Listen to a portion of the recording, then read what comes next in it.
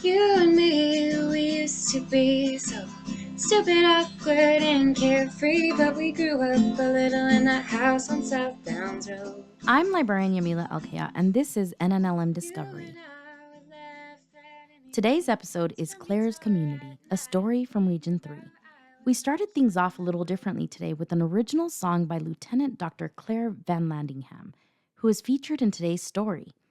A quick warning, this episode contains discussions of relationship violence and the depiction of traumatic events. Listener discretion is advised. Margie Sheppard, Community Engagement Coordinator, will be joining us today. Hi, Margie. Hi, Yamila. So this is our first episode with a disclaimer at the beginning. Can you tell us a little bit more about why there's a disclaimer? Yes, we're talking about a new program Region 3 funded over the last year called Claire's Community, which is trying to inform and educate the public so no one is a victim of interpersonal violence. Although we have a disclaimer, our story is more about building healthy, respectful, and nonviolent relationships. I think this is a positive story of hope and resilience that everyone should listen to. However, unfortunately, it is born from a horrible tragedy that we'll also be discussing in our interview. Wow, this sounds like a very inspiring story. I think we should just jump right into your interview. Anything we need to know beforehand? Yeah, just a couple things before we begin. We'll be talking to Shannon VanLandingham, Claire's mom. When she describes Claire's tragic passing, Shannon references October and January in her story. So just to be clear, this took place in October of 2017 and January of 2018. Claire's Community won a grant from NNLM in October of 2022. Also, we tried to add Claire's beautiful voice in this story as much as possible. She taught herself how to play the guitar and wrote some original music that you heard in the opening, but we'll also play more throughout this interview. So when you hear any guitar and singing, that's Claire. We also added Claire singing in a Navy choir to this story as well. My first question to Shannon was for her to introduce herself. Here's Shannon. Hi, I'm Shannon VanLandingham, and I am the Executive Director of Be More Like Claire. We are based in Lawrence, Kansas, but we have resources that can be accessed from anywhere as long as you have the internet. So you mentioned the name of your foundation, Be More Like Claire. Tell us a little bit about your foundation. Our organization was started as a way to honor my daughter, Claire, and her legacy of service and love and good works and doing good in the world. She was a dentist in the Navy. Claire was a staunch advocate for just basic human rights. She believed that everybody deserved access to food, housing, and health care. She was a big believer in mentoring and helping kids and young people. She was an advocate for violence prevention and interpersonal violence prevention. She was head of Take Back the Night once in Louisville, Kentucky, when she was in dental school, and did a public service announcement in which she said, we will rise up as a community and say that violence against anyone is unacceptable. So she walked the walk of putting her beliefs in action, and I always really admired that about her. Claire her life came to a tragic end. So I know it's hard, but I think it's something that, the project that we funded with you was kind of born out of this tragedy, but a lot of really good has come from it. So, if you don't mind, just kind of tell me a little bit about what happened. Well, as I said, Claire was a dentist in the Navy. She was 27, had recently in October had broken up with a boyfriend, and she was getting really worried, and she kept asking me, like, Mom, do you think this is healthy? And am I just being too picky? And they had broken up a couple of times, but this last time he wouldn't leave, and she asked us for help. So her dad and I flew down, helped him, pack up his stuff and move out. She had been to the police asking if they could get him out of her apartment, and they said, well, you let him in, so, there's nothing we can do. And they said, has he hit you? And she said, no, but I know he has a gun, and he's acting just really weird and scary, and I'm scared, and I want him out.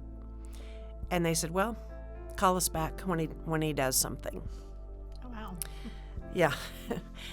So we helped her move him out in October, and he went back to his hometown, back to Louisville. He was from there. That's where they met.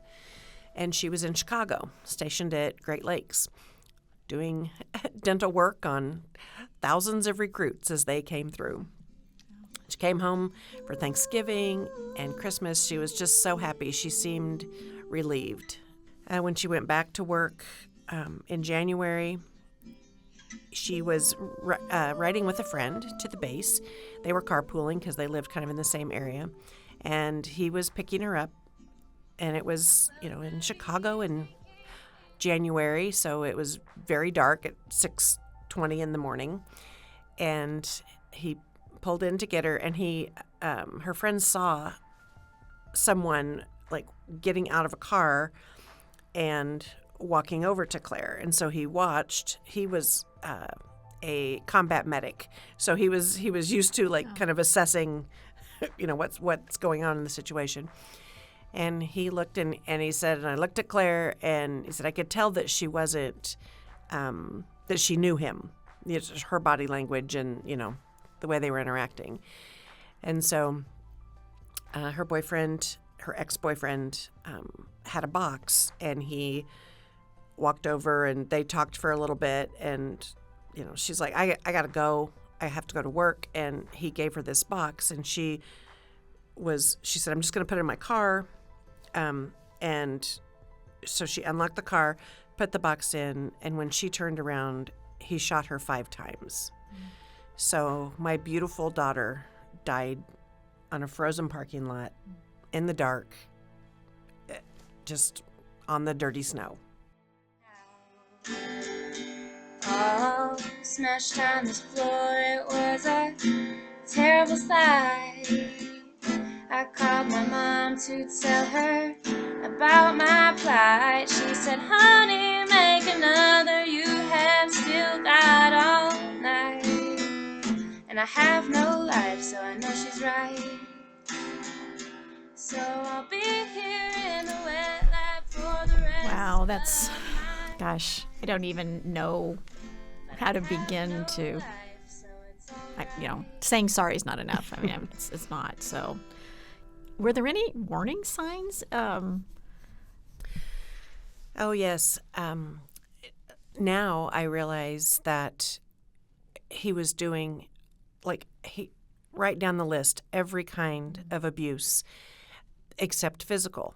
And we all know what it looks like when someone's hitting someone else, but we don't necessarily recognize all of the coercive control and the things that are more subtle. But I wanted to start educating people on the things that she and I didn't know about. I mean, we were both smart people. She was brilliant, but we didn't know anything about the signs of coercive control. We didn't know about financial abuse and emotional abuse and gaslighting. And it doesn't happen just all at once. You don't go on a first date with somebody and they, say you can't ever see your friends and family again. I love you so much, I don't ever want you to be around them. Things like that. That if that happened on the first date, there would not be a second date. So it's very gradual. Yeah, very, very true. So I mean, I'm a mom, and you're a mom. How do you get up the next day or put your foot in front of the next and recover from this? That you're never going to get over it, but what do you do? Well, First you cry a lot. But I just knew that we had to do something to carry on her legacy. Right after she died, her friends started the hashtag Be More Like Claire because they were all saying, we counted on her to take up all the slack, to do what needed to be done, and to kind of like help us, do more good things and help people. But they're like, now she's gone, and we have to step up. We have to be more like Claire. A former high school boyfriend said, he called me on her birthday and said, I bought you a present for Claire's birthday. And he said, I bought the domain name, Be More Like Claire. And he said, I don't know what you're going to do with it, but I know you're going to do something. From that hashtag that you started a nonprofit, hashtag Be More Like Claire. So what's the mission of the organization? So in the beginning, because my grief was just so overwhelming, I knew that I couldn't deal directly then with how she was killed. So I wanted to celebrate her life. And so in the beginning, we were a grant-giving organization, and we raised money and gave grants to organizations that we thought that Claire would have done. We funded and built with our own volunteers a habitat house for a family. We bought a new van so that the local dental clinic could reach more kids in schools. We built an educational kitchen at our food bank. Oh, that's really inspiring. So I know that from this nonprofit that you started a new violence prevention program, Claire's Community. So tell me a little bit about what you envisioned for the Claire's Community project. Well, as time went on, I became stronger and realized, because really I was trying to find a program to fund. And so I was doing a lot of research about relationship violence prevention and education, and I couldn't really find what I wanted. So we started working on our own curriculum, and we called it Claire's Community after her call to action. We will rise up as a community to say that violence against anyone is unacceptable. We now have a suite of educational programs and lots of resources. We have basically what I wish we would have known and what I wish Claire would have known and what I wish that my kids would have been taught as they grew up. And we know that hurting people hurt people. It doesn't happen in a vacuum. So everybody, it affects everybody. There's not one group or one demographic that doesn't have relationship violence. So can you just give me a brief explanation or snapshot of your project proposal for this grant application? Well, since we were new and tiny and didn't have a huge capacity, we kept it very simple. We asked for, one of the things we knew we wanted was a nice website. So NNLM Region 3 funded this beautiful website, claires-community.org. And it is just full of resources, of registration for classes we have blog posts, videos, all kinds of things for all ages. And then we have a lot of our materials also in Spanish. And then the other part was we needed help getting the word out. And so they funded our outreach position, and that helped as we were getting community partners, as we were talking about it in the community, having an extra person to help find these community collaborations and connections. What did it mean for you, not only professionally but personally, to be awarded this grant from Region 3? Well, it's meant a great deal. As I've said, we were just trying to launch this program, and it meant a lot professionally that NNLM believed in us. And personally, it just it helped me get through it. And working every day to make things better and to change lives and to save lives is the best thing you could hope for. I mean, I know you're just a year into it, so just kind of share some stories about how's it helped. I do have a recent story to share. There was a young woman on her bridesmaids trip, and the bride had taken our one of our classes and learned about all these signs and red flags and how they show up in relationships. And as they were, just hanging out during the weekend, she realized that 3 of them were in unhealthy relationships. Also, the bride had learned some skills and how to talk to a friend in an unhealthy relationship. And so she could talk to her without judgment, without pushing, without further traumatizing the young woman, and let her make her own decision, but just be there for her. Within a couple of months, that young woman decided to leave the relationship and is now safe. So we're changing lives.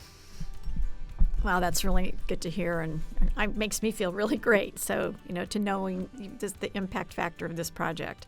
What kind of community activities were you be able to plan and were actualized by getting the funding?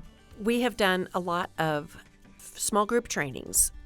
That's what I love about our program is it's very customizable for any group, and we are getting ready to train all the employees at a regional bank.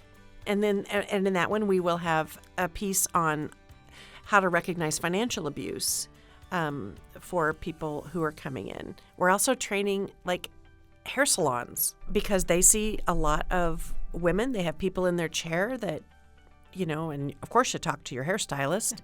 And we are trying to meet people both literally and figuratively where they are. So where do you see the program going in the future? So do you have any long-term goals for Claire's community? We do. We want to take over the world for peace and love. Yeah. So one of the reasons that our website is so important is that we want to develop online classes and some kind of hybrid education pieces so that people can take a class wherever they are as long as they have a computer.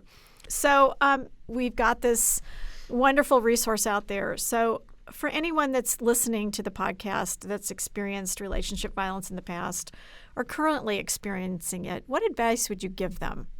It's so hard to see when you're in it, and it's hard. It's much easier to see from the outside. So if you can find a trusted friend or a trusted advocate, find someone that you can talk to that's not going to judge you, that's not going to push you to do anything until you're ready, because you are the expert in your own relationship and on your own safety. But find somebody that you can trust. So Shannon, can you tell me, do you think this project would have existed without the financial support from NNLM? Probably not, because NNLM was our biggest first-year funder, and that really, really helped us get on the ground. And we had a great website designer, and now we have this fabulous tool that allows us to do so many things and have so many resources. We are adding content all the time, and we would not have been able to do that on our own. Wow, Margie, what an inspirational and powerful story. Thank you for sharing that with us. And thanks for supporting Shannon through the process. It sounds like this project is not only providing healing for her, but also saving many lives. Thanks, Yamila. This is something I've been so proud to be a part of. It's not every day you hear about lives that are being directly impacted by our work. You start forming a personal bond with people like Shannon who are trying to impact the world. Again, to learn more about this project or to learn more about curbing relationship violence, visit clares-community.org. We will be sure to reference the website in the episode notes for those of you that may want to visit the site. So, Margie, how did Shannon hear about the NNLM?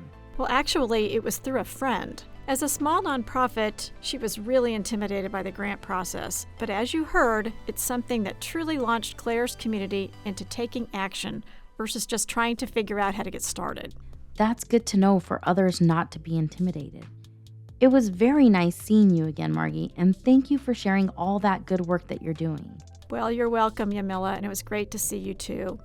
Lastly, before I go, I want to let listeners know that our region, Region 3, also has a podcast series called Health Bites with Region 3. We invite experts in the field of health to present on a variety of topics of interest for anyone interested in improving health outcomes. You can find the podcast on Spotify or wherever you get your podcasts. Thanks for sharing about Health Bites. It's another great podcast. Make sure to subscribe to it in our podcast as we develop new podcast episodes from all regions of the network. If you have a project that fits the NNLM mission, like Claire's community, visit nnlm.gov to learn more about grant opportunities. This is NNLM Discovery.